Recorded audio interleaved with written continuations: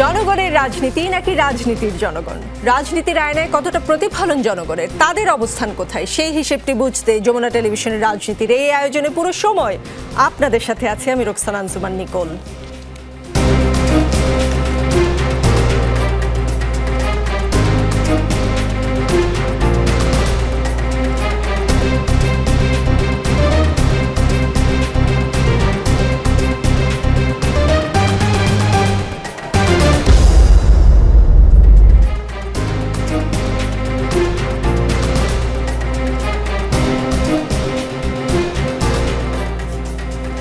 দর্শক, আজকে আমাদের এই অনুষ্ঠানে একজন বিশেষ অতিথি আছেন আমাদের সঙ্গে আছেন ব্যারিস্টার আন্দালিব রহমান পার্থ। তিনি বাংলাদেশ জাতীয় পার্টি বিজেপির চেয়ারম্যান। অনেক ধন্যবাদ, কৃতজ্ঞতা যে আপনি আমাদের সেটে আজকে এসেছেন, আমাদেরকে সময় দিয়েছেন। রাজনীতির মাঠে নতুন একটি দল এসেছে, জাতীয় নাগরিক পার্টি এনসিপি। তারা সেকেন্ড রিপাবলিক প্রতিষ্ঠার জন্য গণপরিষদ নির্বাচনের মাধ্যমে একটি নতুন সংবিধান প্রণয়ন করতে চায়। তাদের এই অন্যতম প্রাথমিক লক্ষ্য কেমন মনে হচ্ছে আপনার? আপনাকে ধন্যবাদ। সবাইকে আসসালামু আলাইকুম। এখন যেহেতু ওনারা রাজনৈতিক দল, এক একটা রাজনৈতিক দলের এক একটা চাহিদা থাকতেই পারে এবং আমরা সবাই এটা পজিটিভলি দেখি। এখন জনগণই ঠিক করবে ভোটের মাধ্যমে। নিশ্চয়ই যেহেতু ওনারা রাজনৈতিক দল, ভোটের মাধ্যমে যদি ওনারা আসেন তাহলে ওনাদের ইচ্ছা প্রতিফলিত হবে, ওনারা কাজ করবেন। আমাদের কাছে এটা 42-43টা নিবন্ধিত রাজনৈতিক দল আছেন। ওনারা তো এখনও নিবন্ধন পাননি। যখন নিবন্ধন পাবেন বা না পাক, ডাজন্ট ম্যাটার অ্যাকচুয়ালি আমার কাছে ব্যক্তিগতভাবে। বাট একটা রাজনৈতিক দলের অনেক ধরনের দাবি থাকতেই পারে, এটা ওনাদের দাবি। ওনারা মনে করেন যে বাংলাদেশে একটা সেকেন্ড রিপাবলিক হওয়ার প্রয়োজন আছেন। আর সো আমি এটাকেই পজিটিভলি দেখি। আমার কোনো কিছু না যে আমি এটাতে একমত হই না হই বা বিএনপি একমত হয় না হয় বা অন্য কেউ হয়, এটা আসলে রেলিভেন্ট না। ওরা একটা রাজনৈতিক দল, ওনারা আত্মপ্রকাশ করেছেন, ওনারা ওনাদের দাবি করেছেন, জনগণ ঠিক করবে। জি, নির্বাচনের মাধ্যমে তারা আসলে, কিন্তু তারা চাচ্ছেন যে একটি গণপরিষদ নির্বাচনের মাধ্যমে নতুন সংবিধান। গণপরিষদ নির্বাচনটা বোধহয়, যতটুকু আমার আন্ডারস্ট্যান্ডিং, তারা সাধারণ যে জাতীয় নির্বাচন তার আগেই চাচ্ছেন। আমি আপনাকে আগেই বললাম যে এই জিনিসগুলি হতো যদি এখানে একটা বিপ্লবী সরকার হতো। স্বৈরাচার পতনের পরে যদি একটা বিপ্লবী সরকার হতো তখন এই জিনিসগুলি আসতো। এখন আপনি কিছু কিছু সময় সংবিধানকে আপনি রেসপেক্ট করবেন, আবার কিছু কিছু সময় আপনি বিপ্লবী হয়ে যাবেন, এরকম একটা মিক্স কালচার এখন চলছে। তো কখনো ওনারা সংবিধানকে মানছেন, কখনো ওনারা আবার বলছেন আমরা বিপ্লবী, কিসের সংবিধান, এটা হওয়া দরকার। এই কথাগুলি বিপ্লবী সরকারের কথা। গণপরিষদ হওয়া দরকার, বা সবাই মিলে একটা কনসেনসাস হওয়া দরকার, সংবিধানকে ছুঁড়ে ফেলা দরকার, এই সংবিধান হবে না, 72 সংবিধান, নতুন সংবিধান দরকার। এবং বাট এই জিনিসগুলির জন্য আমার মনে হয় আমরা টু লেট এখন। আমার ধারণা, আমার কাছ থেকে আমার ধারণা এটা টু লেট। অলরেডি নির্বাচন নিয়ে কথা হয়ে গিয়েছে এবং উই হ্যাভ স্টার্টেড বিলিভিং যে নির্বাচন হবে ডিসেম্বর মাসে। আমরা আর্মি চিফের কাছ থেকেও শুনতে পেরেছি, আমরা চিফ অ্যাডভাইজারের কাছ থেকে শুনে, আমরা বিভিন্ন উপদেষ্টার কাছ থেকে শুনতে পেরেছি। আমার মনে হয় ওনাদেরকে এখন ওটাতে বেশি কনসেন্ট্রেট করা উচিত যে নির্বাচনের মাধ্যমে যদি ওনারা ক্ষমতায় আসেন তাহলে করবেন ওনারা। জি, বিএনপির স্থায়ী কমিটির সদস্য সালাউদ্দিন আহমদ বলেছেন যে যারা গণপরিষদের বিষয়ে সামনে আনছে, যারা সেকেন্ড রিপাবলিকের বিষয়ে সামনে আনছে, হয় তারা বোঝে না অথবা বুঝেও আমাদের এই রাষ্ট্র ব্যবস্থাকে আরও দীর্ঘায়িত অগণতান্ত্রিক প্রক্রিয়ার মধ্য নিয়ে যাওয়ার ষড়যন্ত্রে আছে বা ষড়যন্ত্র করছে। আপনি কোনো ষড়যন্ত্র দেখেন? না, আমি ষড়যন্ত্র দেখবো কেন? It's all part of politics. আমি ষড়যন্ত্র এটা অনেক কঠিন একটা শব্দ, আমি হয়তো সেটা ব্যবহার করব না, বা বোঝে না আমি সেটাও বলবো না, সেটা অনেক পার্সোনাল হয়ে যাবে। অবশ্যই ওনারা বুঝেন, মানে ওনারা এটা চাচ্ছেন। এবং সালাউদ্দিন সাহেব খুব লজিক্যালি একটা কথা বলেছেন যে যদি বাংলাদেশ ওই দিকে যায়, যদি গণপরিষদ ভোট হয় বা অন্যান্য কোনো কিছু হয়, তাহলে সেই জিনিসগুলি আমাদের যে কাঙ্ক্ষিত নির্বাচনটা সেটাকে অনেক বিলম্বিত করবে। এই কারণেই বারবার সবাই এই কথাটা বলছে। ঠিক যেমন এই হঠাৎ করে এখন এই সেকেন্ড রিপাবলিকের কথা আসলো, কিছুদিন আগে কিন্তু স্থানীয় সরকার নির্বাচন নিয়ে অনেক কথা হচ্ছিল। আপনি দেখতে পাচ্ছেন এর আগে কিন্তু ন্যাশনাল চার্টার নিয়ে কথা হচ্ছিল, এর আগে আনুপাতিক ভোট নিয়ে কথা হচ্ছিল। সো প্রত্যেকটা জিনিসই কিন্তু কী হবে, আমাদের নির্বাচনটাকে, বিকজ প্রত্যেকটা জিনিস খুব ইন্টার রিলেটেড। আপনি যদি আনুপাতিক হারে ভোট করতে চান, আপনার আরপিওর অনেক কিছু পরিবর্তন করতে হবে। আপনি যদি স্থানীয় সরকার এখন করতে চান, অনেক গ্রাউন্ড রিয়ালিটিতে অনেক প্রবলেম দাঁড়াতে পারে, বিকজ আইন শৃঙ্খল পরিস্থিতি আপনি নিজেও জানেন যে কী অবস্থা। এবং আপনি যদি দেখেন যে এমন একটা সময় যদি আসে যে সাধারণ একটা পরিবেশের মধ্যেও যখন আপনার স্থানীয় সরকার নির্বাচন হয় তখন যেই পরিমাণ সন্ত্রাস এবং মারামারি সেখানে হয়, এখন যেই পরিমাণ পুলিশের যা ভূমিকা, এখন যদি আপনি নির্বাচন দিয়ে দেন তাহলে এইটা আরও অনেক বেড়ে যাবে। প্লাস ইউনিয়ন বা ওয়ার্ড লেভেলে অনেক আওয়ামী লীগের নেতা আছে যারা আস্তে বের হয়ে আসার চেষ্টা করবে, সেখানে কিন্তু অনেক গণ্ডগোল হবে। তো আমি মনে করি this is not the right time, যেটা আমরা ইউনূস সাহেবের সামনেও বলেছি এবং বিএনপিও আমাদের সাথে একমত, অনেকে চাচ্ছে। সো আমি মনে করি এটা চেতেও পারে, বাট এটা সরকারের উপর, সরকার কোনটা করবে। আর BNP being a largest political party এখন এই মুহূর্তে, আমি শিওর বিএনপির একটা প্রেশার তো থাকবেই, যেটা আমাদের pressure, mine to be practical, মানে আমার প্রেশার বা বাংলাদেশ জাতীয় পার্টির প্রেশার বা ছাত্রদের প্রেশার বা বিএনপির প্রেশার তো এক না, বা জামায়াতে ইসলামের প্রেশার। তো আমি বারবারই এই জন্যই হয়তো সালাউদ্দিন সাহেব বলেছেন যে সব কিছুই নির্বাচনকে বিলম্বিত করার একটা পায়তারা বা একটা দুর্বিসন্ধি অনেকের কাছে মনে হচ্ছে। নির্বাচনের সময় নিয়ে গড়িমসি করছে সরকার, এমন একটা অভিযোগ করছে বড় দল বিএনপি। প্রধান উপদেষ্টা যদিও ডিসেম্বরের 25-এর কথা বলেছেন যে এর মধ্যে নির্বাচন হবে। বিএনপির স্থায়ী কমিটির সদস্য আবারও সালাউদ্দিন আহমেদের প্রসঙ্গই আসছে, তিনি যেটা বলেছেন গতকালকেই সম্ভবত, তিনি একটা আলটিমেটাম দিয়েছেন যে চলতি মাসের মধ্যে নির্বাচনের রোডম্যাপ ঘোষণা না দিলে পরবর্তী সিদ্ধান্ত নেবে রাজনৈতিক দলগুলো, এরকম একটা কথা তিনি বলেছেন। আপনার চোখে নির্বাচন নিয়ে অন্তর্বর্তী সরকারের কোনো দ্বিধা বা একটু পেছানোর চেষ্টা করছে, এই ধরনের কোনো কিছু চোখে পড়ছে কিনা? না, আমি আজকে পর্যন্ত I want to give them benefit of the doubt, যে কোনো অসুবিধা নেই, তারা করছে। কিন্তু সিচুয়েশন তো হয়ে যেতে পারে, যে কোনো সময় একটা সিচুয়েশন বের হয়ে আসতে পারে যেখানে নির্বাচনটা একটু বিলম্বিত হতে পারে। ওই ধরনের সিচুয়েশনই যাতে না আসে, বিকজ আপনার একটা জিনিস অ্যাকসেপ্ট করতে হবে যে ইউনূস সরকারটা পলিটিক্যাল সরকার না, এটা একটা রাজনৈতিক সরকার না। ওনারা এসেছেন একটা দেশের এমন একটা ক্রাইসিসের সময়, এবং এসেছে মানে কি আমরাই নিয়ে এসেছি, সবাই মিলেই তো ওনাদেরকে নিয়ে এসেছেন। তো বাট পলিটিক্স যতই না করুক, পলিটিক্সের মধ্যে তো পড়ে যাচ্ছে, বিকজ পলিটিশিয়ানদেরকে নিয়েই ডিল করতে হচ্ছে। তো আমি মনে করি যে সালাউদ্দিন সাহেব বা বিএনপির তরফ থেকে যে ক্রমাগত যে একটা চাপ দেওয়ার, আমি মনে করি পলিটিক্যালি এটা কারেক্ট, যে আমরা চাপে রাখবো যাতে করে ওনারাও মাথায় রাখে যে না, আমাদের সঠিক সময় নির্বাচন দেওয়ার যথেষ্ট বাইরের চাপ আছেন এবং ন্যাশনাল কমিটমেন্ট আছে। বিকজ যখন ডক্টর ইউনূস সাহেব টিভির সামনে বলে দেয় বা আর্মি চিফ টিভির সামনে বলে দেয়, তখন তো জাতি একটা স্বপ্ন দেখা আরম্ভ করে। আর আমি মনে করি এখন নির্বাচনটা খুব দরকার, কারণ ইকোনমি স্থবির হয়ে গিয়েছে, ব্যবসা বাণিজ্য স্থবির হয়ে গিয়েছে, মানে সব কিছু যেমন আটকে গিয়েছে, যে একটা সেটেল নির্বাচন হলে মানুষ আবার কাজ করা আরম্ভ করবে। যার সাথে আপনি কথা বলবেন সবাই বলবে যে নির্বাচনের পরে করব, একটা দালান বানানো থেকে আরম্ভ করে যে কোনো ধরনের সব কিছু। তো ইকোনমির অবস্থা কিন্তু বেশ খারাপ, আর এই খারাপ কিন্তু আজকে থেকে না, এই খারাপ আপনার মনে আছে 2024-এর নির্বাচনের 6 মাস আগে থেকেই গণ্ডগোল যখন স্টার্ট হয়, তখন থেকে আজকে পর্যন্ত, এর আগে কোভিড গেল। তো আমি মনে করি কিন্তু এই নির্বাচনের দিকে যাওয়াটাই মানুষের কথা চিন্তা করে বেটার। আর ছাত্ররা বা যারা দল করেছেন বা যারা করছেন বা সামনে আরও যেসব দল আসবেন, ওনারা যদি জনগণের সাথে, জনগণ যদি ওনাদেরকে গ্রহণ করে, অফকোর্স ওনাদের এই জিনিসগুলি তো আমরা মানে কি বাংলাদেশের জনগণ এটা কগনিজেন্সে নেবে। আদারওয়াইজ তো আপনার দাবি আমার দাবি একই দাবি, এটা তো কোনো কথা না।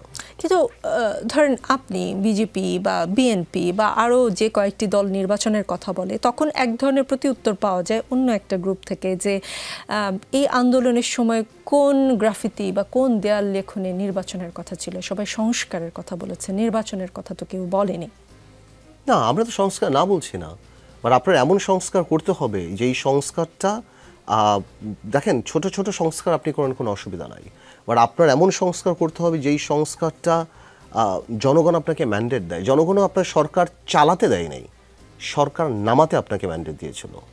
এই ছাত্রদেরকে বা যারা এখন দাবি করছে সংস্কারের, তাদেরকে দিয়ে তো দল বানিয়ে সরকার চালানোর স্বপ্ন তাদের ছিল না, সংস্কারের ছিল। তো ওনারা দল বানাচ্ছে কেন, তাই না? এই প্রশ্ন তো আমরাও করতে পারি। ওনারও যে রাজনৈতিকভাবে তাহলে ওনাদেরও অভিপ্রায়, অভিরুচি, ইচ্ছা, বাসনা, লালসা যে ওই চেয়ারে তারা পার্মানেন্টলি বসবে, জিনিসটা আসলে এরকম না। এই আন্দোলনটা তো কোটা থেকে স্টার্ট হয়েছিল, সংস্কারের জন্য তো স্টার্ট হয় নাই শুধুমাত্র কোটা। এটা তো আওয়ামী লীগ প্লেড স্টুপিড, যে আওয়ামী লীগ একটার পর একটা মানুষ হত্যা করা আরম্ভ করলো, কথা বলা আরম্ভ করলো, এমনভাবে করতে করতে সারা বাংলাদেশ এসে এই ছাত্রদের পাশে দাঁড়ানো। এই ছাত্রদেরকে মারা হলো, হত্যা করা হলো, সাধারণ মানুষকে হত্যা করা হলো, আমাদেরকে জেলখানে নিয়ে যাওয়া হলো, সবাইকে। আমরা এক্সপ্রেসলি ইমপ্লাইডলি, এই যে অনেকে আমি দেখি যে বিএনপি এই আন্দোলনের সাথে ছিল না বলেছে, অবশ্যই বিএনপি কি মুখে বলবে নাকি? আমরা কি মুখে বলবো নাকি যে আন্দোলনের সাথে? তাহলে তো এটা পলিটিক্যাল আন্দোলন হয়ে যাবে। আমরা তো চাচ্ছিলামই যাতে এই আন্দোলনটা পলিটিক্যাল না হয়, যাতে করে আওয়ামী লীগ খুঁজতে থাকবে। আপনি লাস্টে দেখলেন না আওয়ামী লীগ কী করলো, জামাতকে ব্যান করলো। বিকজ আওয়ামী লীগ চাচ্ছিল যে জামাতকে ব্যান করার পর যাতে জামাত রাস্তায় নামে, যাতে এই ছেলেগুলিকে হত্যা করার আওয়ামী লীগ একটা জাস্টিফিকেশন পায় যে এরা জঙ্গি। তো আমরা তো ওই পলিটিক্যাল ট্র্যাপে পা দেই নাই। তো এইটা কোটা আন্দোলন থেকে যখন এই আন্দোলনটা সারা বাংলাদেশের মানুষ পাশে দাঁড়ালো, যখন নির্বিচারে গুলি করা হলো, এই নাহিদ, আসিফ, হাসনাত, সার্জি ওদেরকে যখন ধরে নিয়ে যাওয়া হলো, আমরা তো ডিবি অফিসে ছিলাম, ওদেরকে নিয়ে আসলো, ওদের অত্যাচার করা হলো, তখন মানুষ এসে ওদের পাশে দাঁড়ালো, ইমোশনের জায়গা আসলো। তখন যে যেভাবে নির্যাতিত সে সেই কারণে এসে ওদের পাশে দাঁড়ালো। অ্যান্ড তখন এটা এক দফায় চলে গেল। এক দফার আগে তো 9 দফা ছিল, তার আগে অন্য দফা ছিল। তো আমার প্রশ্নটা হলো এরকম হতেই পারে, ইট ডাজন্ট ম্যাটার যে সংস্কারের কথা আপনি বলবেন বলে আপনি কি সংস্কার করতেই থাকবেন, পারপিচুয়াল সংস্কার, এই দেশে নির্বাচন হবে না। আপনি বলে দেন যে ভাই এই সংস্কারগুলি, আমরাও তো বলি এই সংস্কারগুলি সরকার করুক, বাকিটা সামনে যারা নির্বাচিত সরকার তারা করবে। আর আমরা যদি এই সংস্কার না করি তাহলে আমরা জনগণের কাছে দায়বদ্ধ না। একটা জিনিস তো এখন আমাদের মেনে নিতে হবে যে সরকার ফালানোটা এখন আর খুব একটা কঠিন ব্যাপার না। এই জিনিসটা আমরা দেখে ফেলেছি। তো আই এম শিওর আমরাও মানে কি যারাই ক্ষমতায় যাবে তারা এই ব্যাপারে অনেক কেয়ারফুল থাকবে যে ন্যাশনাল কমিটমেন্টকে রেসপেক্ট করার জায়গাটা আরও বেশি থাকতে হবে। জি, একজন উপদেষ্টাকে সাংবাদিকরা প্রশ্ন করেছিলেন যে উপদেষ্টারা রাজনীতিতে আসবেন কিনা। তো উত্তরে তিনি বলেছেন তারা রাজনীতিতে আসবেন কিনা বা আসবেন কিনা সেটা সময় বলে দিবে। উপদেষ্টাদের মধ্যে আপনি রাজনৈতিক আকাঙ্ক্ষা লক্ষ্য করেন কিনা, বা উপদেষ্টাদের মধ্যে যদি রাজনৈতিক আকাঙ্ক্ষা তৈরিই হয় সেটা কি দোষের কিছু কিনা, বা সেটা কোনো সমস্যা সৃষ্টি করতে পারে কিনা? না না, আমি একদমই মনে করি না। উপদেষ্টার মধ্যে রাজনৈতিক আকাঙ্ক্ষা যদি হয় তাহলে আমি শুধুমাত্র আসিফ আর মাহফুজ যারা আছেন ওনাদেরকে দেখি, আর বাকিদেরকে আমার মনে হয় না যে ওনারা রাজনীতি করতে চান। অফকোর্স ওনারা রাজনীতি করতেই পারেন, কিন্তু প্রবলেমটা হলো আপনি দলও করবেন, আপনি সরকারেও থাকবেন, এইটা একটা কনফ্লিক্ট অফ ইন্টারেস্ট দাঁড়ায়। এই জিনিসটা ভবিষ্যতে ওনাদেরকে অনেক প্রশ্নের মুখে ফেলবে যে আপনি দলও করছেন, কারণ আপনারা যে ওখানে উপদেষ্টা আছেন এটা তো স্টুডেন্ট কোটায় আছেন আপনারা, তাই না? সো এক ব্যক্তি নাহিদ যদি ছেড়ে দিয়ে নাহিদ যদি আজকে হঠাৎ করে এই দলের আহ্বায়ক হয়ে যায়, তার মানে এই না যে আর বাকি সবাই এখান থেকে মুক্ত। বিকজ যেই কয়জনই উপদেষ্টা হয়েছেন তারা স্টুডেন্ট কোটায় হয়েছেন, তার মানে স্টুডেন্ট রিপ্রেজেন্টেটিভ এখনও সরকারে আছে, at the same time they are making a political party. So এটা আমার মনে হয় একটু দৃষ্টিকটু, এটা করা উচিত হয় না। আমার মনে হয় প্রত্যেকটা উপদেষ্টারই পদত্যাগ করা উচিত ছিল যারা রাজনৈতিকভাবে সামনে করতে চায়। এবং আমি মনে করি রাজনীতি এখনই করা উচিত, আদারওয়াইজ তো এটা প্রশ্ন দাঁড়াবে। আমরা তো 2-1 দিন পরে তো আমরা এই কথাগুলি বলা আরম্ভ করব যে আপনারা তো দলের থেকে দল বানাচ্ছেন। কোনোভাবেই কি আসিফ মাহফুজ এরা কোন ক্যাটাগরিতে, মানে কোন কারণে তার উপদেষ্টা? ছাত্র বৈষম্য বলেই তো উপদেষ্টা, ওই আন্দোলনের জন্যই তো তার উপদেষ্টা। তো আজকে যে দলটা হলো ওই আন্দোলন থেকেই তো দলটা হলো, তারাই তো করলো, তাহলে তারা বেনিফিট পাচ্ছে না।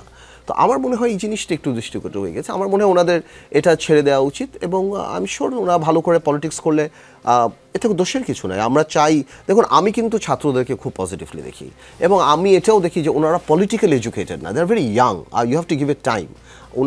ওনাদের কাছ থেকে পলিটিক্যাল ভুল ত্রুটি হতেই পারে। আমি যদি প্রথম দিন থেকেই তাকে যদি বিএনপি সালাউদ্দিন সাহেবের সাথে কম্পেয়ার করি, বা আমি আমার নিজের সাথেও কম্পেয়ার করি, বা নূরের সাথেও কম্পেয়ার করি, এটা ফেয়ার হবে না। ওনাদেরকে শিখতে দিতে হবে, ভুল ত্রুটি করবে, এবং আমাদের এটাও স্মরণ রাখতে হবে যে ওদের স্যাক্রিফাইসটা কত ছিল। এই যে আমরা আজকে কথা বলছি বা যা করছি, যদিও প্ল্যাটফর্মটা রাজনৈতিক দল দ্বারা করা বা সাধারণ মানুষের করা, বাট ফাইনাল গেম বা ফাইনাল কাজটা তো ওদের নেতৃত্বেই করা, এবং ওরা বাচ্চা মানে অল্প বয়সের ছেলেরা অনেক কিছু কম্প্রোমাইজ করতে পারে, তা করে নাই। সো আমার ওই দুর্বলতার জায়গাও আছে। অ্যাট দ্য সেম টাইম বস্তুনিষ্ঠ সমালোচনা আমার করতেই হয়, বিকজ আমি রাজনীতি করি।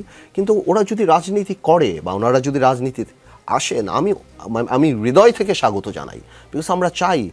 মেজর প্রবলেম আমি মনে করি বাংলাদেশে সেটা হলো ভালো ছেলেরা রাজনীতি করে না। সুতরাং এখানে যদি ওরা যদি 10টা ভালো ছেলে রাজনীতিতে দিতে পারে, যাকে আমরা দেখে যেতে পারবো আগামী 10-15 বছর পরে যারা বাংলাদেশকে লিড করবে, I would be very happy. জি, সেনাপ্রধান জেনারেল ওয়াকারুজ্জামান বলেছেন, আমি আপনাদের সতর্ক করে দিচ্ছি, পরে বলবেন যে সতর্ক করিনি। আপনারা যদি নিজেদের মধ্যে ভেদাভেদ ভুলে একসাথে কাজ না করতে পারেন, নিজেরা যদি কাদা ছোড়াছুড়ি করেন, মারামারি কাটাকাটি করেন, এ দেশ এবং জাতির স্বাধীনতা সার্বভৌমত্ব বিপন্ন হবে। সেনাপ্রধান সতর্ক করেছেন। এই সতর্কবাণী আপনি, আপনার দল বিজেপি বা অন্য দলগুলোকে তিনি সতর্ক করার পর তাদের আচরণে তারা বুঝতে পেরেছে বা জিনিসটা গ্রহণ করেছে, তাদের আচরণে তাই মনে করেন কিনা?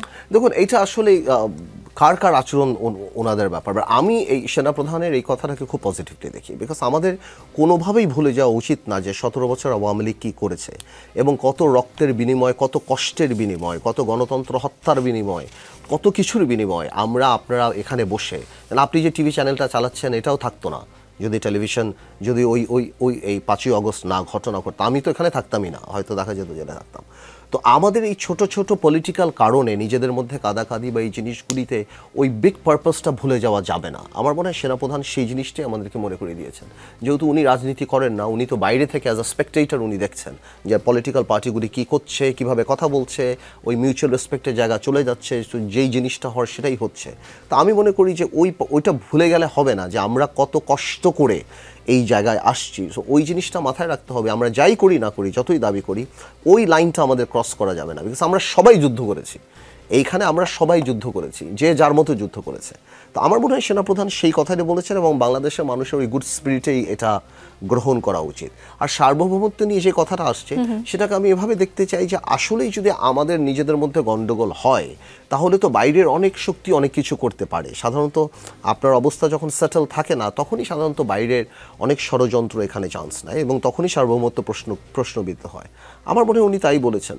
তো অন্য রাজনৈতিক দলের এক এক ধরনের রিয়াকশন থাকতে পারে, বাট আমি আমার জায়গা থেকে এটা প্রচণ্ড পজিটিভভাবে দেখি, বিকজ এই সরকার গত স্বৈরাচারী সরকারকে সরিয়ে দেওয়ার ইসে তো আর্মির একটা বিরাট ভূমিকা ছিল, স্পেশালি এই সেনাপ্রধানের একটা ভূমিকা ছিল।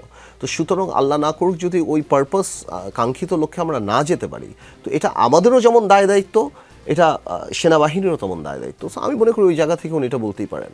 জি, গণ অভ্যুত্থানের ক্রেডিট নিয়ে কিছুদিন আমরা কারাকারি দেখলাম, এখনও দেখি কেউ কেউ করেন, কে কাকে আশ্রয় দিয়েছে, কে কাকে মোবাইল কিনে দিয়েছে, কে কর্মসূচির নাম দিয়েছে, কে ডিবি অফিসে নির্যাতন সহ্য করেছে, কারা বেশি গ্রেফতার হয়েছে, এক যুগেরও বেশি সময় ধরে কারাবরণ করেছে বা গুম খুনের শিকার হয়েছে, নানান ধরনের আলোচনা আমরা দেখেছি।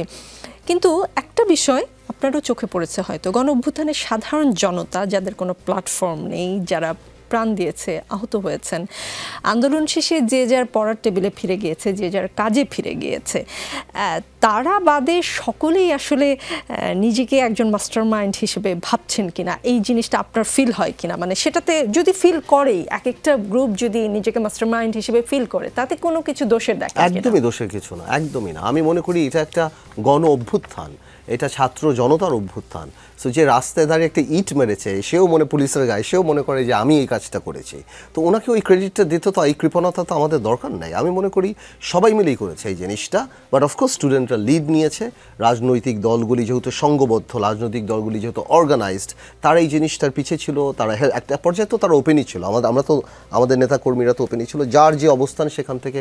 আপনি জানেন বিএনপির কত ছেলে মারা গিয়েছে, জামাতের মারা গিয়েছে, নূরের দলের মারা গিয়েছে, মানে গণ অধিকার আমার দলের 7 জন মারা গিয়েছে, যে যার জায়গা থেকে করেছেন। সাধারণ মানুষ তো করেছেনই, সাধারণ মানুষ যারা এসেছেন। তো আমি এই জিনিসটা, এই ক্রেডিটটা সম্পূর্ণ বাংলাদেশকে দিতে চাই। আমি এই জিনিসটাকে কোনোভাবেই ছোটো করতে চাই না, যার কারণে আমি প্রথম থেকেই এই ছাত্রদেরকে বারবার বলতাম যে পাবলিক মিটিং হন, অফিসিয়াল আনঅফিসিয়ালি, যে তোমরা এই কৃপণতাটা করো না। তোমরা হয়তো লাস্ট 6 বলে 20 রান করেছো, বাট 180 রান আমরা করেছি।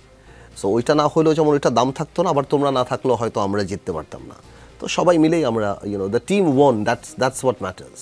জি, যে নির্বাচনের কথা বলা হচ্ছে ডিসেম্বরে 2025-এ, যে নির্বাচনের কথাটা সবাই বলছে, সেই নির্বাচনে আওয়ামী লীগের অংশগ্রহণ করার সুযোগ থাকা উচিত কি উচিত না? দেখুন, এখানে দুইটা প্রশ্ন। আপনার কথা আমাকে যদি জিজ্ঞেস করেন, এটার আনসার 2 ধরনের। একটা জিনিস আপনি যদি আমাকে মানে মোরাল স্ট্যান্ডিং থেকে আপনি যদি আমাকে জিজ্ঞেস করেন, আমি মনে করি আওয়ামী লীগের পলিটিক্যাল পার্টি হিসেবে বিচার হওয়া উচিত। বিকজ আওয়ামী লীগ 2-3 তারিখে আমরা তো জেলে ছিলাম, আমরা বের হয়ে দেখেছি, পলিটিক্যাল পার্টি হিসেবে এই হত্যাকাণ্ডকে এন্ডোর্স করেছে। তো সুতরাং আমার মনে হয় সেখানে একটা বিচার হওয়া উচিত। সেই বিচারের মাধ্যমে যা হবে সেটা হবে, সেটা হলো পলিটিক্যালি। আর রাজনৈতিকভাবে আমি মনে করি না কোনো দলেরই ব্যান্ড হওয়া উচিত, সেটা আবার আরেকটা স্কুল অফ থট। তো সুতরাং আওয়ামী লীগের ব্যান্ড সেভাবে যদি আপনি চিন্তা করেন, এবং আমি যেটা দেখছি জাতিসংঘ থেকে আরোপ করে তারা, বাট আওয়ামী লীগের বিচারের সম্মুখীন হওয়া উচিত। এবং ওই বিচার যদি পার হয়ে আওয়ামী লীগ আসতে পারে তাহলে আওয়ামী লীগ আসবে। আর আওয়ামী লীগের মধ্যে অনুশোচনা বোধ নেই, এখন পর্যন্ত আওয়ামী লীগ ফর্মালি ক্ষমা চায় নেই। আর আওয়ামী লীগের এটা মানতে হবে যে জুলাই গণ অভ্যুত্থানকে অস্বীকার করে বাংলাদেশে রাজনীতি করাটা অনেক মুশকিল হয়ে যাবে এবং এটা অসম্ভব হয়ে যাবে, কারণ এখনও গ্রাউন্ড রিয়ালিটি আওয়ামী লীগকে গ্রহণ করে না। আমরা হয়তো চেয়ার টেবিলে বলে বলতে পারি, বিকজ আমরা পলিটিক্যালি অনেকেই, কিন্তু আপনি গ্রামে নিতে পারবেন না, ইউনিয়নে নিতে পারবেন না, আপনি ঢাকার বাইরে আপনি নিতে পারবেন না, এই ঢাকাতেও আপনি নিতে পারবেন না। আওয়ামী লীগের যদি আমি কালকে খুলেও দিই সরকার যে আসেন আপনারা করেন, সাধারণ মানুষের একটা ক্ষোভ আওয়ামী লীগের উপরে আছে। So ground reality is completely different. But আপনার কথায় যদি আমার জবাব দিতে হয়, আমি বলবো যে অনুশোচনা করলে প্রশ্ন আসতে পারে, কিন্তু আওয়ামী লীগের পার্টি হিসাবে ট্রায়াল ফেস করা উচিত। জি, কিন্তু আপনি যেমনটা বলছেন যে জুলাই অভ্যুত্থান বা এই 24কে ইগনোর করে অস্বীকার করে কারো পক্ষে আসলে রাজনীতি করা সম্ভব না, কিন্তু 71কে অস্বীকার করে বা একপাশে সরিয়ে রেখে রাজনীতি করার কোনো টেন্ডেন্সি এখন আপনার চোখে পড়ে কিনা আমি একটু বলছি। যেমন মির্জা ফখরুল ইসলাম আলমগীর সাহেব সাংবাদিকদের বলেছেন, মানে একটি গণমাধ্যমকে বলেছেন, আমার কাছে মনে হয় একটা পক্ষ 71কে পেছনে রাখতে চায়, 71কে পেছনে ফেলার একটা চিন্তা ভাবনা কারো কারো মধ্যে থাকতে পারে, এরকমটা আশঙ্কা করছেন তিনি। এরকম আশঙ্কা আরও কয়েকজন রাজনীতিবিদের মুখ থেকে আমি শুনেছি এই জুলাই অগাস্টের পরই। আপনি কি কোনো একটি পক্ষের মধ্যে এমন কোনো টেন্ডেন্সি দেখেন কিনা? একটি পক্ষ বা একটি পক্ষের তো কিছু না, এটা তো খুব খোলাখুলি ব্যাপার যে 71কে যতই আপনি সামনে নিয়ে আসবেন সবচেয়ে বড় প্রবলেম হবে জামাত ইসলামের। তো এটা একদম খোলা ব্যাপার বাংলাদেশের রাজনীতিতে। তো 71কে তত অ্যাভয়েড করতে চাবে জামাত ইসলামী। তো সুতরাং আমি শিওর ফখরুল সাহেব সেটাই মিন করেছে, উনি এত পলিটিক্যালি বলেছেন, এটা বাংলাদেশের সবাই জানে। তিনি সাংবাদিক তাকে পাল্টা প্রশ্ন করেছিলেন যে আপনি নাম বা প্রকাশ করছেন না কেন, তিনি বলেছেন আমি বলতে চাই না, ওটা ওনার পার্সোনাল ব্যাপার। বাট এটা বাংলাদেশে আমরা তো নর্মাল সবাই জানে যে এই স্টিগমাটা তো জামাত ইসলামের ক্যারি করতে হবে, 71-এর স্টিগমা। তো 71কে যত আপনি পর্দার আড়ালে রাখতে পারবেন জামাতকে আপনার তত ভালো রাজনৈতিক দল মনে হবে। আর জামাতকে যখন আবার আপনি 71 দিয়ে এই প্রজন্ম দেখা আরম্ভ করবে, তখন আবার জামাতের সেটাকে জাস্টিফাই করা মুশকিল হয়ে যাবে।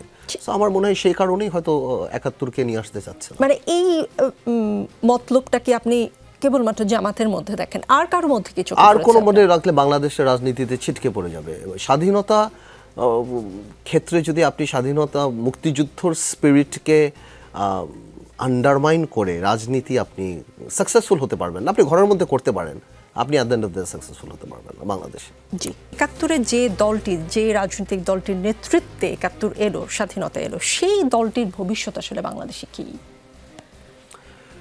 এটা তো অনেক বড় একটা প্রশ্ন আপনি করেছেন যে আওয়ামী লীগের ভবিষ্যৎ তো আর আমরা বলতে পারবো না। আমরা আজকে বা সামনে কিছুদিনের অ্যানালিসিস করতে পারি যে এই ধরনের একটা আওয়ামী লীগ স্বভাবত এরকম ক্রাইসিস তো আওয়ামী লীগ আগে কখনো পড়েনি।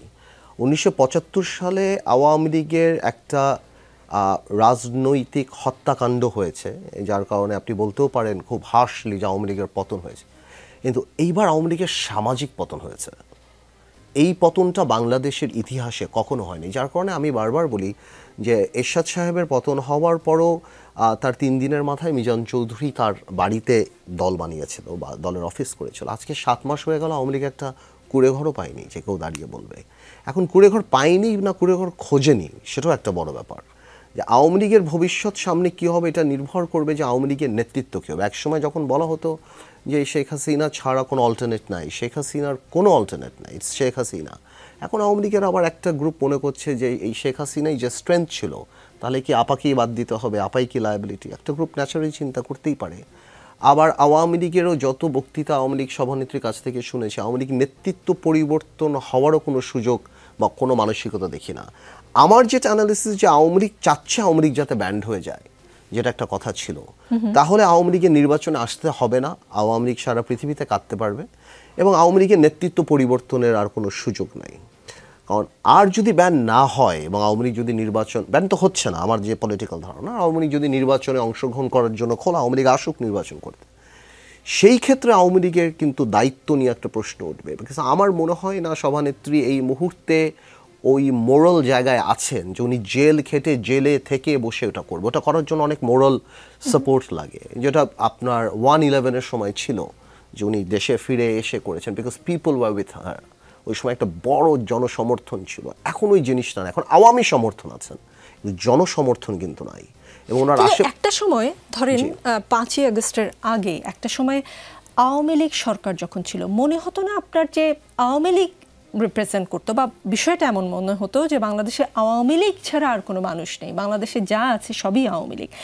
এখন যদি সেই দলের নেতারা বিশেষ করে ফেরত আসে এবং দলকে আবার গোছানোর চেষ্টা করে, আসলেই কি বাংলাদেশে এখন যে সিচুয়েশন, এখন আমার মনে হচ্ছে বাংলাদেশে আওয়ামী লীগ বলেই কিছু নেই, সেটা কি সম্ভব? না, আপনার বুঝতে হবে পুরো সিচুয়েশনটা কিন্তু আলাদা একটা জিনিস। ঘুরে দাঁড়ানোর যে রাজনীতি, সেখানে না একটা মোরাল জায়গা থাকে। এখন আওয়ামী লীগ কিন্তু 75-এর পরও ঘুরে দাঁড়িয়েছে, আওয়ামী লীগ কিন্তু 111-এর পরও ঘুরে দাঁড়িয়েছে, কিন্তু এখন আওয়ামী লীগ চোর, এখন আওয়ামী লীগ দুর্নীতিবাজ।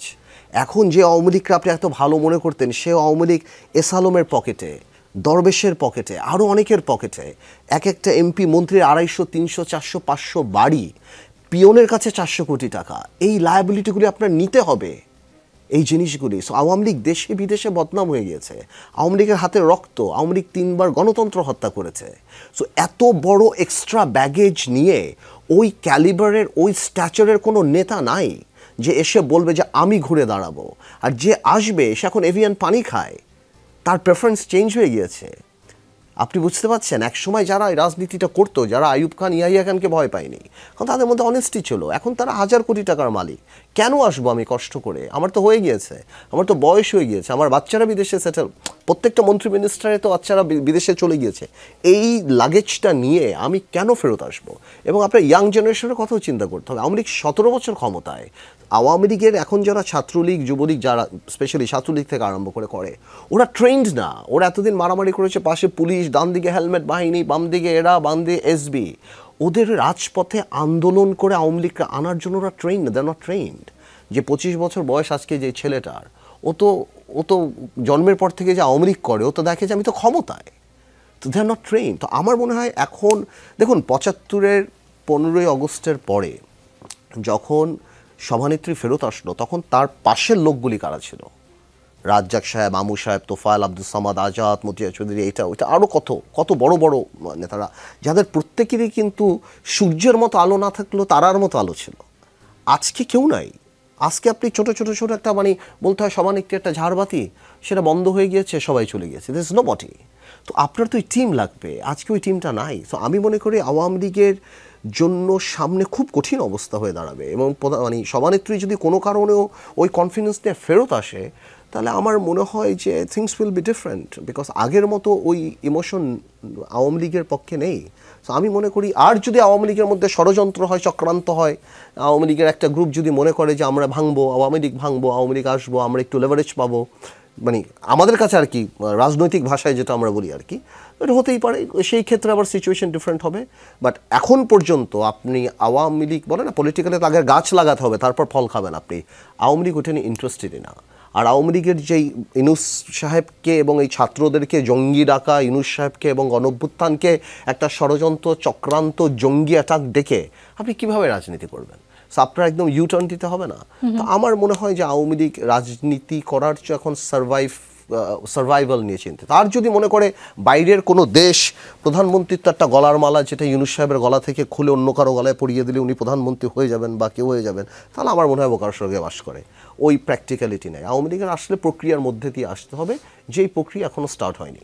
জি, এই প্রক্রিয়াটা স্টার্ট করার জন্য আপনি বলছেন যে ক্ষমা চাইতে হবে, জিনিসটাকে আসলে জুলাই গণঅভ্যুত্থানে স্বীকার করতে হবে। জি, এই গণঅভ্যুত্থানটাকে স্বীকার করতে হবে।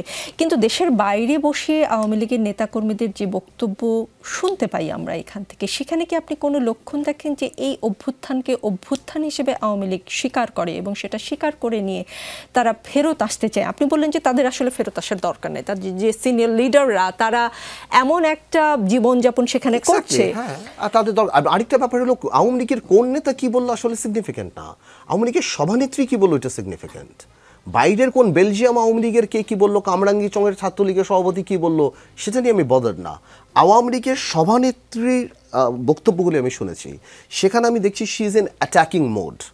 ওকে, সে একটু বলছেন যে আমি ছাত্রদেরকে ক্ষমা করে দেবো, ওদের কোনো দোষ নাই, বাকিদের আমি ছাড়বো না।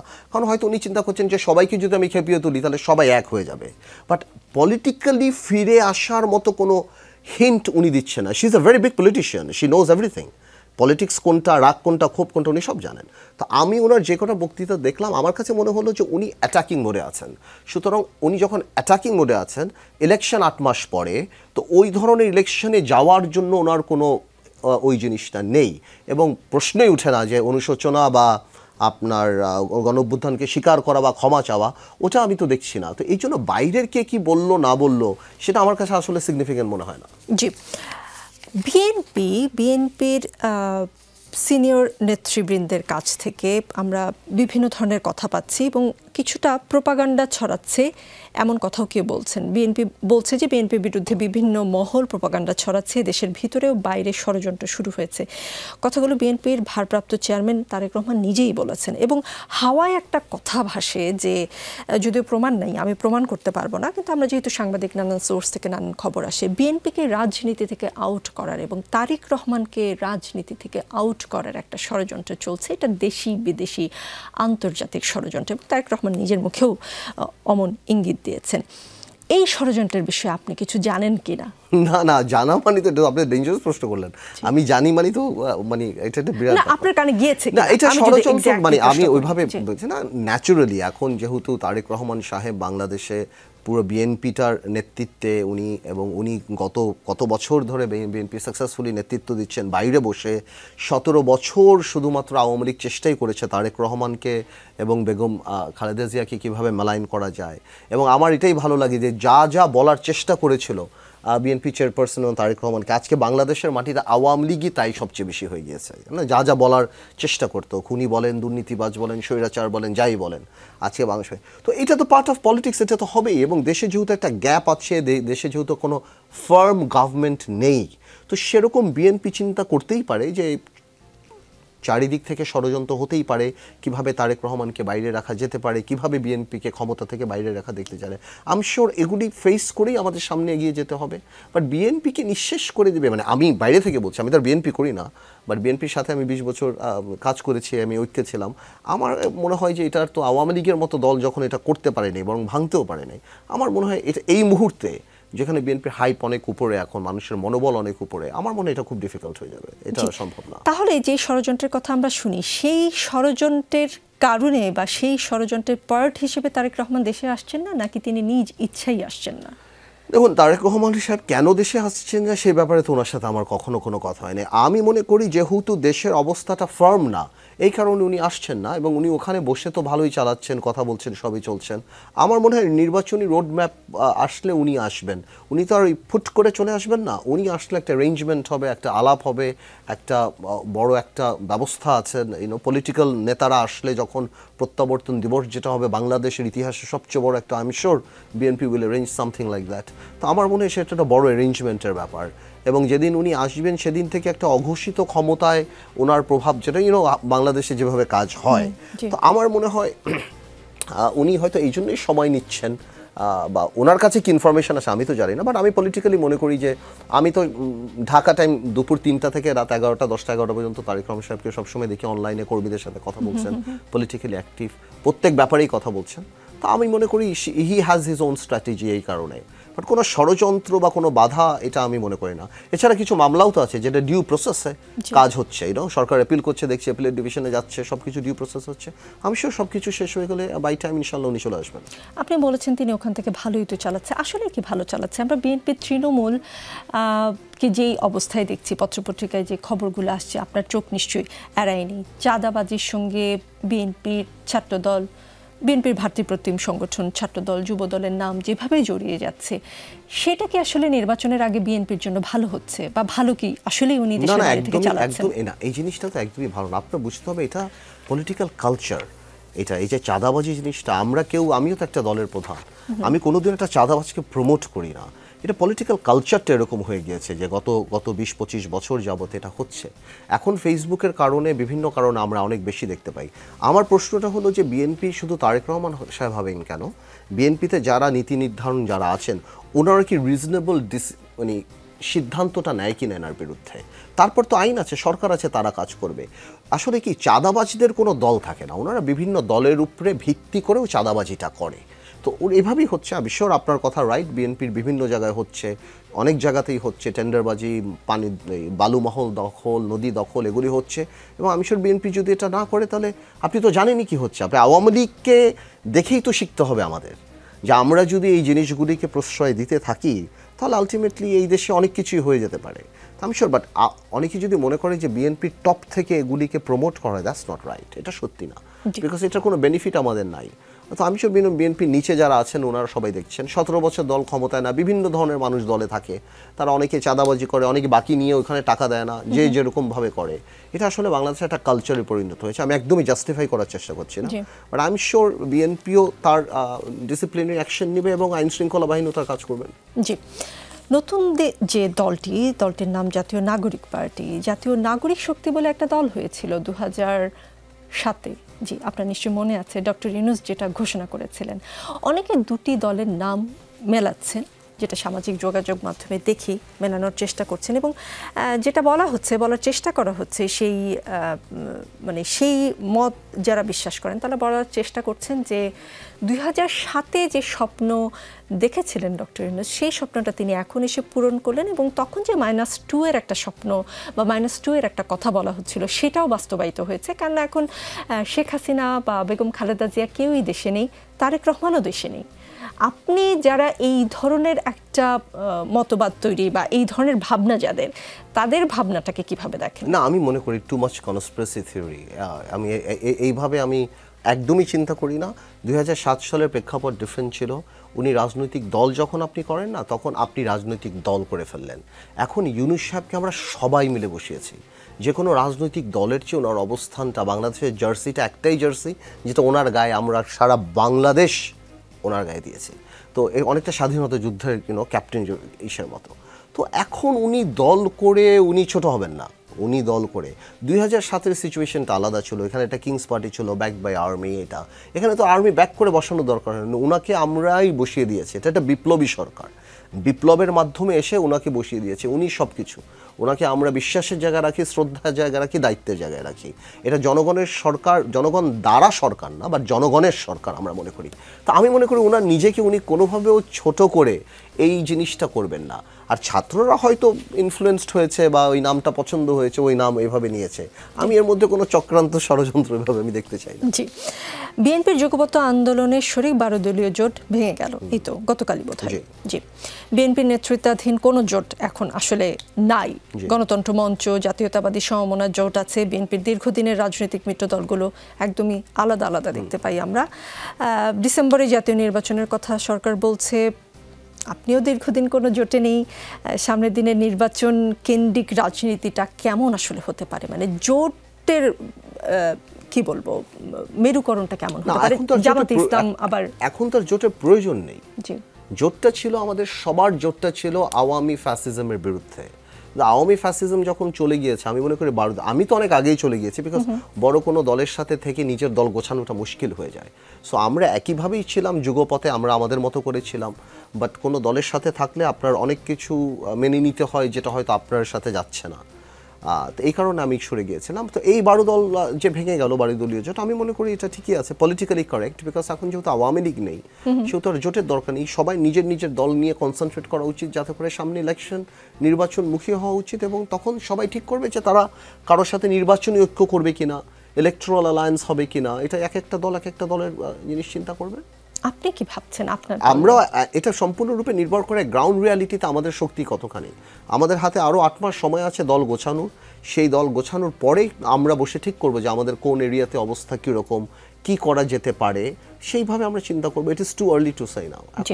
আপনার কি মনে হয় যে জামাতে ইসলামী আরও ইসলামিক দলগুলোকে সাথে নিয়ে, বা যদি ছাত্ররা আসলে কোন দিকে যাবে বা নিজেরাই আলাদা করে নির্বাচন করবে কিনা, এখনও তারা স্পষ্ট করে কিছু বলেনি, জামাতে ইসলামের সঙ্গে কোনো কারণে যদি ছাত্রদের যে নতুন দলটি সেটি যায় এবং আরও ইসলামিক দলকে জামাতে ইসলামী টানার চেষ্টা করছে, আমরা দেখেছি খেলাফতে মজলিসের অফিসেই, হ্যাঁ সম্ভবত জামাতে ইসলামের আমির যখন তাদের টপ লিডারের সাথে বৈঠক করেছেন, একই সময় আমরা দেখলাম যে মির্জা ফখরুল ইসলাম আলমগীরও তাদের অফিসে নিজেই গিয়েছেন। তো তো এই ধরনের নির্বাচনকে সামনে রেখে কোন দিকে কোন অ্যালাইটা হতে পারে? জামাত ইসলামের সঙ্গে কারা যেতে পারে? এগুলি তো আপনি এখন সকাল ইসলামিক আন্দোলনের কথা বলছিলাম। এগুলি তো আপনি সকাল বিকেলে এখন দেখতে পারবেন, আরো কিছুদিন পর এপ্রিল মে জুন থেকে তো আরো বেশি দেখতে পারবেন। এক এক দল এক এক দলের সাথে যাবে, কোনোটা টেবিলের নিচ থেকে আলাপ হবে, কোনো টেবিলের উপরে আলাপ হবে। এগুলি তো পলিটিক্যাল নেগোসিয়েশন, এগুলি তো চলতেই থাকবে। যে যেখানে বেনিফিট পাবে সে সেখানে যাবে, যেখানে বেশি। কারণ এপ্রিল মে জুনের পর তো এটা সংখ্যার হিসাব হয়ে যাবে, কে কয়টা সিট পাবে, কে কয়টা সিট নিবে, কোথায় কার ক্যান্ডিডেট আছে। তা আমার মনে হয় এটা দেখতেই পারেন। বাট আমার মনে হচ্ছে এখন পর্যন্ত জামাতি ইসলামী তো আলাদা নির্বাচন করার মতো একটা বডি ল্যাঙ্গুয়েজ বা একটা পাথ তারা নিয়েছে যে তারা অ্যান্টি বিএনপি বা ধানের শীষ তারা নির্বাচনে যাবে। আমার দেখে মনে হচ্ছে সেটাই। সেটা তো বলতে পারবো আরও পরে যে আসলে কি ম্যাচিওর হয়। ছাত্রদেরটা এখনও আমি বলতে পারি না, ছাত্রদের সাথে আমার দল করার পরও এখনও আমার সাথে কোনো কথা হয়নি। আমি শিওর ওনাদের দল গোছাবেন আরও সারা বাংলাদেশে, এবং তারপরে ওনারা চিন্তা করবেন ওনারা একাই 300 আসনে প্রার্থী দিবেন না ওনারা কারোর সাথে জোট করবেন। আমার ধারণা। আপনার রাজনৈতিক বিশ্লেষণ কি বলে, তারা যদি একাই নির্বাচনের মাঠে নামে তাদের কতগুলো আসন পাওয়ার সম্ভাবনা দেখেন আপনি? দেখুন, একটা রাজনৈতিক দল হয়ে আরেকটা রাজনৈতিক দলকে তো আমার এভাবে বলা উচিত না, নির্বাচন 5-6 মাস 7 মাস পরে। বাট আমি এতটুকু বলবো যে জনগণ ওনাদেরকে সরকার নামানো নিয়ে চিন্তা করে, সরকার চালানো নিয়ে চিন্তা করে না। আর নির্বাচনে জিততে হলে 110টা ভোট কেন্দ্র যদি মিনিমামও থাকে, 50টা করে লোক লাগলেও 6000 লোক প্রত্যেকটা ইউনিয়নে লাগে। প্রত্যেকটা ইউনিয়ন ইন সেন্স প্রত্যেকটা ইসে লাগে, আপনার প্রত্যেকটা নির্বাচনী আসনে লাগে। আমরা নির্বাচন ভোলাতেও করেছি, আবার ঢাকাতেও করেছি। আমরা জানি যে নির্বাচনের হিসাব নিকাশটা আলাদা।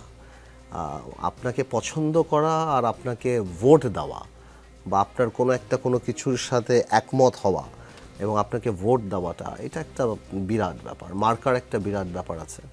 তা আমার মনে হয় সামনে বলে দিবে। বাট আমি যদি ছাত্রদের জায়গায় থাকতাম, মানে আমি বলা উচিত না, আমার মনে হয় যে যেহেতু এখনও তাদের প্রতি সবার দুর্বলতা আছে, আমার মনে হয় বড় কোনো রাজনৈতিক দলের সাথে আলাপ আলোচনা করাটাই মনে হয় রাজনৈতিকভাবে ঠিক। আমি মনে করি আমার জায়গা থেকে, যদি আমি উপদেশ দেওয়ার জায়গা না, আমি অ্যানালিসিস করার জায়গা। আপনার বিশ্লেষণ এমন।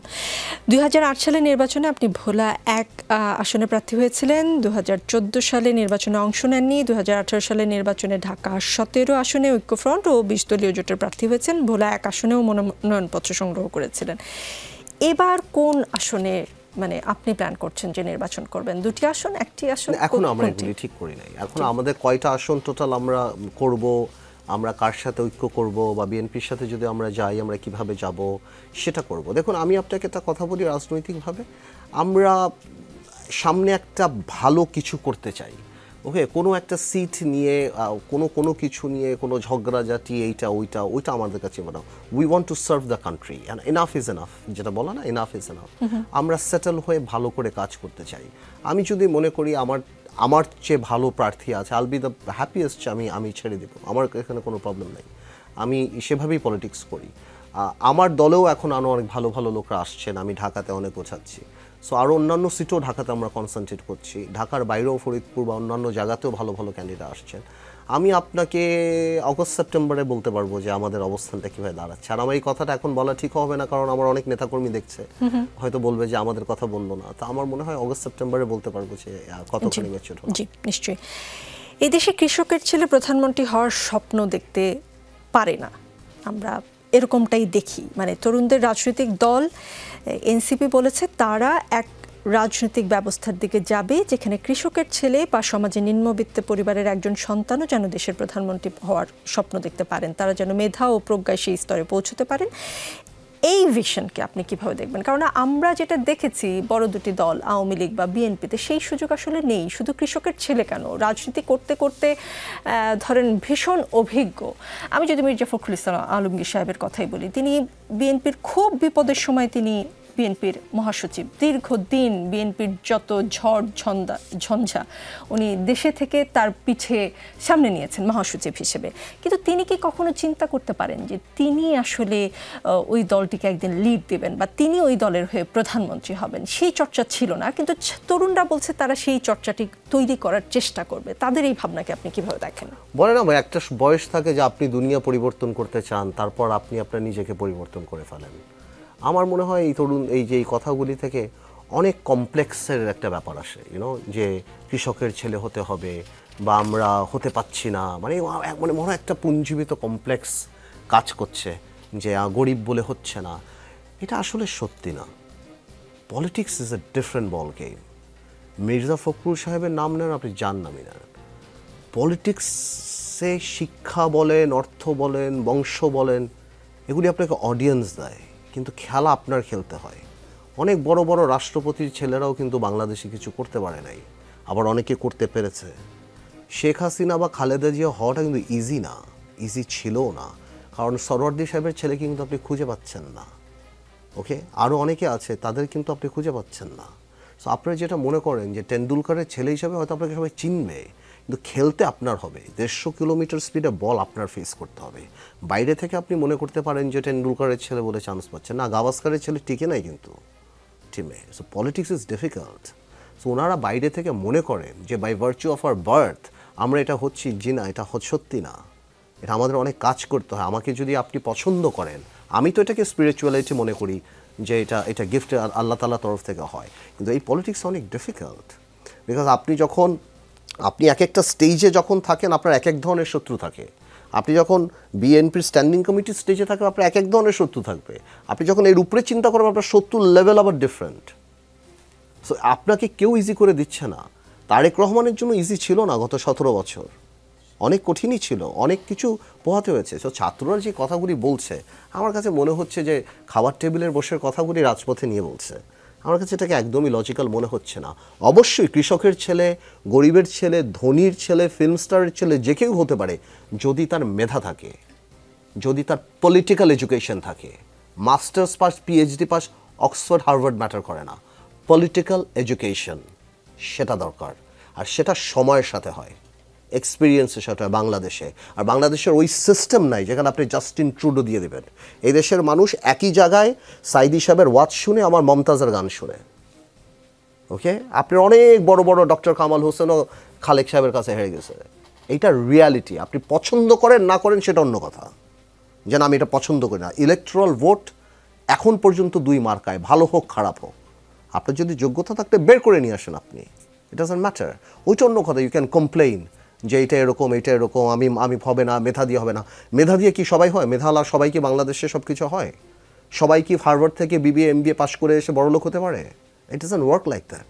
When you want to reach the top, একদম আপনি অ্যাভারেজ হতে চান করতে পারবেন, কিন্তু আপনি যখন টপ হতে চান, একদম উপরে উঠতে চান, আপনার এক্সট্রাঅর্ডিনারি অনেক কিছু লাগে এবং স্পিরিচুয়ালিটি লাগে, আদারওয়াইজ আপনি উঠতে পারবেন না। সুতরাং কেউ যদি মনে করে কৃষকের ছেলে প্রধানমন্ত্রী হবে, এটা কোনো সিস্টেম করে দেবে, তাহলে অটো কৃষক আসবে আর কৃষকের ছেলেরা প্রধানমন্ত্রী হবে, আই এম সরি, এটা প্র্যাকটিক্যাল না। তো যার যোগ্যতা আছে সে প্রধানমন্ত্রী হবে এবং রাজনীতি করে হতে হবে। জি, আজকে প্রথম রোজায় একটা প্রশ্ন না করে আসলে পারছি না। প্রতি রোজার আগেই কেউ না কেউ স্টার হয়ে যায়, মিডিয়ায় একদম হেডলাইন হয়, কখনো পেঁয়াজ, কখনো বেগুন, কখনো চিনি, টপ হেডলাইন। এবারে সয়াবিন তেল। কিন্তু ধরেন আগে না হয় মন্ত্রী এমপি আমাদেরকে তেল দেওয়ার পেছনে অনেক তেল খরচ হতো, সেই জন্য তেলের দাম বেশি ছিল। তো এইবারে তো আসলে সেই রকম না, অন্তর্বর্তী সরকার, মানে কাউকে তেল দেওয়ার প্রয়োজন আছে বলে মনে করি না। প্রশ্নটা সরাসরিই করি, আপনার কাছে কি মনে হয় যে এই সরকারও আসলে সিন্ডিকেটের কাছে শেষ পর্যন্ত পরাজিত হয়েছে বা আসলে হিমশিম খাচ্ছে, পারছে না? না, দেখুন, আমি আপনাকে একটা কথা বলি। এত বছরের আপনার বাড়িতে একটা কাজের লোক যদি 17 বছর থাকে, আপনি যদি তাকে বিদায় করে দেন, আপনি আপনার অনেক প্রয়োজনীয় কিছু পাবেন না।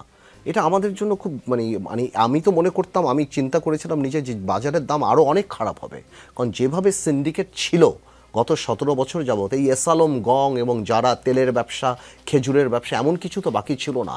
তারপর আমি আপনার তো একটু গ্রেস পিরিয়ড দিতে হবে। এই সরকার প্রথম রমজান পেল এবং সেই তুলনায় আমি মনে করি যে আমরা তো 1 মাস আগে আরও অনেক বেশি চিন্তিত ছিলাম।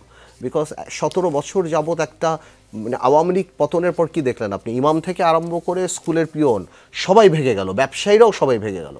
বাট এটা তো একটা একটা সিস্টেমের মধ্যে চলছিল, তো আমার মনে হয় একটু গ্রেস পিরিয়ড তো দিতে হবে। আমি শিওর জনগণও এটা রিয়েলাইজ করে যে এরকম একটু ছাড় দিতে হবে এই সরকারকে এই ব্যাপারে। জি, অনেক ধন্যবাদ আমাদের রাজনীতির আজকের পর্বে আসবার জন্য। রাজনীতিতে শেষ কথা বলে কিছু নেই, চলতে থাকবে। আগামী বৃহস্পতিবার রাত 9টায় আবারও দেখা হবে, সাথেই থাকবেন।